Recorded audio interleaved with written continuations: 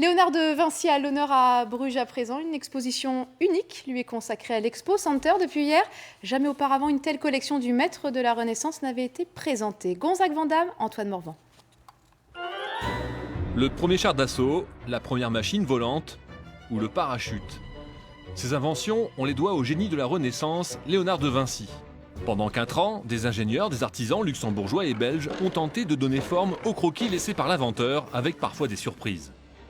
Il a réalisé de nombreux croquis qui ne sont jamais réalisés. C'est le cas de ce char d'assaut. Et aujourd'hui, avec les techniques d'ingénierie, on peut se rendre compte, par exemple, du poids que certaines machines pouvaient représenter et se rendre compte que c'était, dans plusieurs cas, utopiste.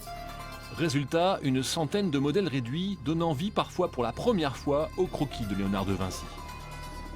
Passer à la phase de concrétisation est quelque chose qui l'embête profondément. Lorsqu'on voit déjà aujourd'hui l'ensemble de pages que l'on possède, je pense que c'est quelqu'un, nous on imagine de travailler des semaines et des semaines sur un sujet. Lui, je pense qu'il créait une idée, ça lui prenait quelques jours et il passait complètement à autre chose.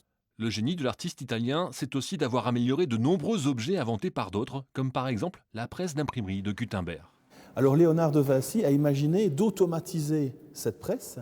Donc il faut imaginer qu'on plaçait ici les lettres à imprimer et lui, à l'aide d'un contrepoids et d'une poulie, il y avait ce chariot qui avançait, qui reculait, qui avançait et qui reculait de manière automatique et qui permettait ainsi de faire plusieurs pages à la fois. En peinture également, Léonard de Vinci reprend des techniques inventées par les maîtres flamands. Antonio Nunziante est un peintre contemporain italien. Dans ses œuvres, il utilise les mêmes procédés. Pour Léonard de Vinci, les évolutions techniques inventées à Bruges par Van Eyck étaient très importantes. J'utilise la technique à l'œuf et la technique à l'ambre pour élaborer ma peinture comme le faisait Léonard de Vinci, s'inspirant de Van Eyck.